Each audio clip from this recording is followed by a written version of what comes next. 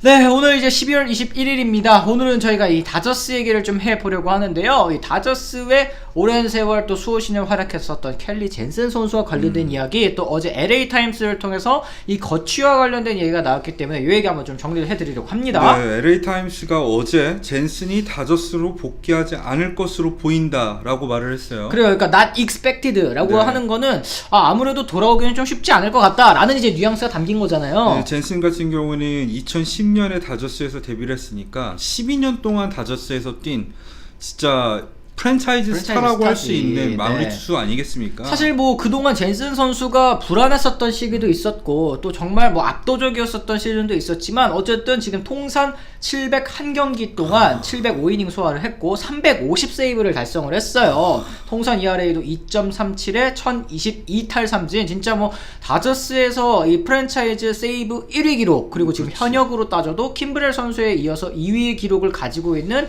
2010년대를 대표한 마무리 투수다, 이렇게 말씀드릴 수 있을 것 같은데, 전성기 때는 진짜 아무도 못 쳤지. 진짜 1점대 찍는 게 당연하던 시기도 있었고. 맞습니다. 진짜 그 컷 패스트볼이 90마일 중반대인데 막 꿈틀꿈틀 거리면서, 저는 진짜 그런 커터는 마리아노 리베라 이후로 못 볼 줄 알았는데 네. 젠슨은 또 그리고 또 스토리가 있잖아요. 맞아요. 이 선수가 원래부터 투수가 아니었어요. 포수였는데 포지션을 변경해서 투수 하다가 내추럴 커터 발견하고 이런 감동 스토리도 있는 선수 이게 아니겠습니까? 포수 이 선수도 그러니까 사실 리베라도 그치. 그 스토리가 있잖아. 리베라도 캐치볼하고 있었는데 공이 휘어가지고 야 니 커터 한번 던져봐 이래가지고 된 거고, 젠슨 같은 경우도 포수해가지고 2루 쪽으로 던지는데 공이 자꾸 휘는 거야. 계속 이루수가 왜 이러면서 못 잡아. 야 너 공이 왜 이렇게 휘어? 이러면 어라? 이러면서 어라? 어깨는 좋으니까 이제 어라, 투수로 나 전향을 한 거죠. 내추럴 커터일지도 이렇게 된 거예요. 네. 어쨌든 이렇게 다저스에서 뭐 큰 족적을 남겼고 이미 한 차례 2017 시즌 앞두고 5년 8천만 달러에 재계약을 했는데, 사실 올 시즌을 제외하고 지난 3년 동안은 3점대 평균 자책점, 좀 불안했었던 경기도 굉장히 좀 많았었던 젠슨입니다. 사실 평균 자책점뿐만이 아니라 경기 내용을 보면은 더 답답할 때가 많기는 했었어요. 특히 젠슨 같은 경우에는 투구 간격이 워낙에 길고 이제 투수 경력이 갑자기 변경을 하다 보니까 1루 견제를 못해. 그래서 항상 1루에 주자가 있으면 불안해하니까 젠슨은 어떻게 하느냐, 2루에 있어도 불안해하니까 그냥 도루 하던 말던 신경을 안 써. 전성기 때는 그렇다고 하더라도 애초에 출루 자체가 잘 일어나지 않았고, 또 출루를 해도 어차피 실점이 없었으니까 상관은 없는데, 젠슨이 이게 안 좋은 상황에서 그러다 보니까 주자가 쌓이면 더 불안불안하고 센 모션으로 하면 제구까지 흔들리고 이런 경우가 많았었죠. 그래요. 그래서 최근에는 사실 다저스 팬분들이 젠슨이 올라가면 뭐 불안하다, 그리고 또 올 시즌에도 잘했습니다만 이제 샌프란시스코 자이언츠와의 그 라이벌전에서 좀 무너졌었던 경기들 때문에 굉장히 좀 이 민심이 좀 흉흉했었던 젠슨 선수인데, 그렇죠. 어쨌든 올 시즌에는 69경기 나와서 4승 4패 38세이브 2.2 86탈삼진, 올해 좀 다시 부활했다고 볼 수는 있어요. 그렇죠.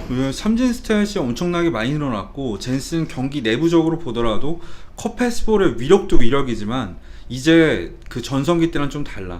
슬라이더를 활용해서 이제 유인구를 던질 수 있는 투수가 됐잖아요. 네. 그런 측면에서 젠슨이 아직 나이가 만으로 34이고 노련해졌으니까 좀 더 버틸 수 있지 않을까 하는 기대가 있는 건 사실입니다. 맞습니다. 올 시즌에 다시 한번 반등하는 모습 보여줬기 때문에 이 FA 시장에서도 뭐 뚜렷하게 이 대여급, 이 뭐 라이셀 이글레시아스 이제 재계약을 했으니까 대여급이 없었던 상황에서 젠슨도 인기가 있을 것이라고 예상을 했는데, 사실 이 지난달 말까지만 해도 젠슨 선수가 다저스랑 계약할 것이 그래도 좀 유력해 보였어요. 다른 선수들과는 다르게. 젠슨 같은 경우에 마무리 투수이기 때문에 금액이 커봤자 얼마나 크겠어. 맞아요. 네. 대략 4천만 달러에서 5천만 달러 사이 한 3년 계약 정도면 잡을 수 있다고 생각을 했는데 다저스가 이 금액을 주고 잡기에는 조금 불안하다는 생각을 하는 것 같습니다. 그렇습니다. 이 존 헤이먼 기자도 젠슨이 LA를 좋아하기 때문에 계약이 이루어질 것으로 본다. 당시에는 이제 필라델피아가 관심을 보이고 있기 때문에 뭐 좀 경쟁이 있을 수도 있지만 다저스에 잔류할 것을 전망한다, 이렇게 얘기를 했었습니다. 하지만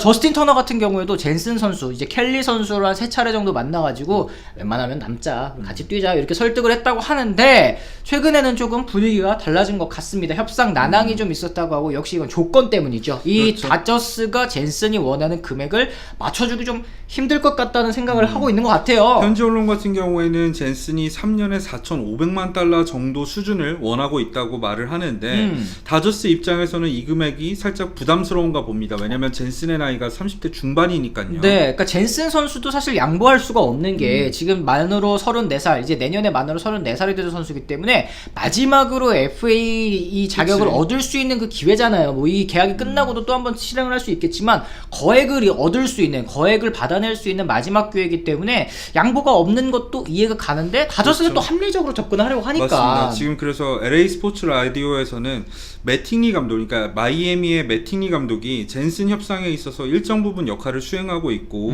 마이애미와 젠슨이 지금 협상 중이다. 그리고 젠슨이 떠나면 트레이넨이 마무리가 될 것 같다. 이런 말을 했습니다. 그렇습니다. 지금 뭐 말씀하신 것처럼 트레이넨 선수가 뭐 이미 있는 상황이고 또 이제 허드슨 선수 1년 700만 달러의 허드슨을 영입을 했고 뭐 그라테롤이라든지 뭐 다른 선수들이 있긴 하지만 저희가 항상 이 젠슨은 그래도 다저스가 잡아야 되지 않을까라고 얘기를 했던 게 이게 마무리 투수로 고정하고 쓸 수 있는 선수들은 한정이 되어 있고 그렇죠. 마무리 투수가 빠졌을 때 세도맨은 뭐 당연히 마무리를 돌리면 되는 거 아니야? 이게 아니라 연쇄적으로 이게 불펜이 헐거워지는 그런 효과가 있잖아요. 맞습니다. 그런 측면에서 봤을 때 젠슨은 뭐 사용법도 까다롭지만 이 쓸 수 있는 범위가 굉장히 좁은 유형의 선수이기 때문에 지금 공개적으로 거론된 팀은 이번에 말씀드린 마이애미와 메이저리그에서 불펜이 가장 최악인 필라델피아 필리스 이렇게 두 구단밖에 없거든요. 그렇습니다. 그러니까 이제 마이애미 같은 경우도 이미 이미 가르시아 선수가 토론토로 넘어갔잖아요. 헐거워진 불펜, 뭐 플로로 벤더, 뭐 베스 블레이어, 뭐 이런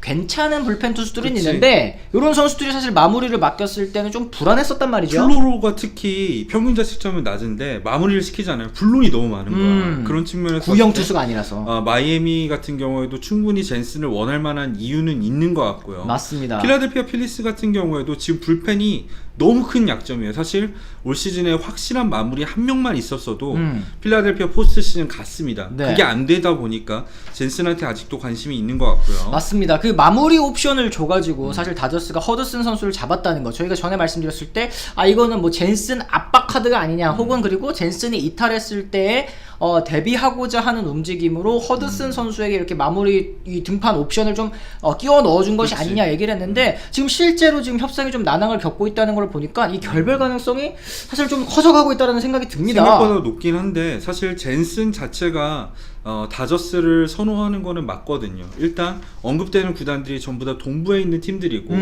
이 젠슨 같은 경우에는 심장에 이슈가 있기도 하고 워낙 따뜻한 데서 뛰는 거를 선호하는 선수이다 보니까 사실 가을에 못하는 것도 추위 때문도 있다고 네, 알려져 네. 있거든요. 그런 측면에서 봤을 때 웬만큼만 맞춰주면 남을 것 같은데 다저스가 그렇지가 않네요. 이 지금 의외로 이 최대어 남은 이제 불펜 최대어가 젠슨 선수다 말씀드렸지만 의외로 공개적으로 연결된 팀 아까 말씀드린 것처럼 마이애미, 필라델피아 두 팀밖에 없습니다. 조금 이 경쟁이 심하다고 할 수는 없는 그런 상황인데 그렇죠. 아무래도 좀 사용법이 까다롭기 때문에 그런 것 같아요. 맞습니다. 앞서 말씀드렸듯이 그 심장병 이슈라던가 날씨에 민감한 측면이라던가 뭐 고산지대 못 가는 거야 사실 서부지구라서 그렇다 치더라도 여러 가지 이슈가 있고 또 등판 간격 같은 경우에도 굉장히 다저스에서 세밀하게 조절해야 줘야 되는 선수이기 때문에 그런 부분들이 좀 영향을 미쳤고 사실 필라델피아도 저희가 말씀을 드렸지만 크네브를 영입했기 때문에 그것도 1년 1,000만 달러면 꽤 큰 금액이고 그렇죠. 마무리까지도 시킬 수 있는 금액이거든요. 그런 측면에서 봤을 때 젠슨 입장에서도 갈 팀이 별로 없는 상황이긴 하다. 그렇기 때문에 예. 지금 뭐 마이애미 행 가능성이 계속 커져가는 그런 상황인데 이 블리처 리포트 쪽에서 이제 남은 FA들 랭킹 또 여기도 매겼어요. 여기에서 이제 예상 행선지로 토론토 가능성을 좀 제기를 한 것 같습니다. 이건 역시 그렇죠. 이 주전 마무리인 로마노 선수가 무릎 수술을 받았기 때문이죠. 이 반월판 수술이기 때문에 사실 이 부상 회복 시간이 생각보다는 길지 않을 수도 있어요. 하지만 어쨌든 무릎 쪽 굉장히 중요한 이슈이기 때문에 시즌 언제쯤 합류할지는 불투명한 상황이 맞거든요. 네. 이런 상황에서 젠슨을 영입을 한다면 젠슨이 마무리로 뛰다가 로마노가 돌아와서 뭐 로마노가 마무리를 할 수도 있겠지만 저는 로마노는 셋업으로 쓸 때 훨씬 더 위력적인 선수라고 생각을 하거든요. 그렇죠. 왜냐하면 전천후로 쓸 수 있는 젊은 선수이기 때문에 그런 식으로 하면 토론토의 불펜이 더 강해지지 않을까 하는 기대감이 있습니다. 맞아요. 이제 이미 가르시아 선수를 영입을 했지만 여전히 이 불펜진이 헐거운 지난해 사실 올 시즌 2021 시즌 포스트 시즌 진출하지 못한 원인 중에 하나가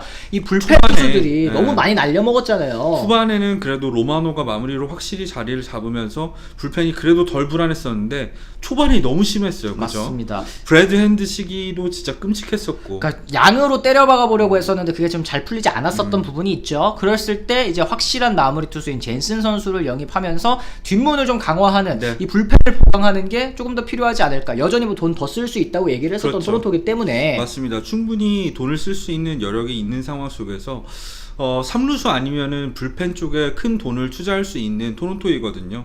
저는 젠슨 영입도 괜찮은 카드라고 생각을 합니다. 맞습니다. 과연 이제 이 젠슨 선수가 류현진 선수와 재회할 수 있을지 아니면 이제 과거 은사였던 이 매팅리 감독과 또 재회를 하게 될지 젠슨 선수의 거취 앞으로도 좀 많은 관심이 가는 것 같고요. 다저스에 남을 수도 있고요. 그럼 다저스가 계속 지금 뭐 시거 선수, 커쇼 선수, 젠슨까지 이제 프랜차이즈 스타들을 계속해서 좀 이제 적극적으로 잡지 않는 모습 때문에 많은 분들께서 뭐 합리적인 선택이다라고 생각하실 수도 있지만 아쉬워하시는 분들도 분명히 있을 것 같습니다. 그렇죠. 정이 많이 들었잖아요. 맞아요. 젠슨 같은 경우에도 12년 뛴 선수인데 그래도 다저스가 좀 성의 있는 오퍼를 했으면 좋겠습니다. 맞습니다. 예. 자, 이렇게 해서 저희가 오늘은 이 젠슨 선수와 관련된 얘기를 좀 나눠봤습니다. 저희는 또 내일 또 다른 컨텐츠로 돌아오겠다는 말씀 전해드리면서요. 오늘은 이만 물러가 보도록 하겠습니다. 지금까지 시청해주신 분들 모두 감사합니다. 고맙습니다.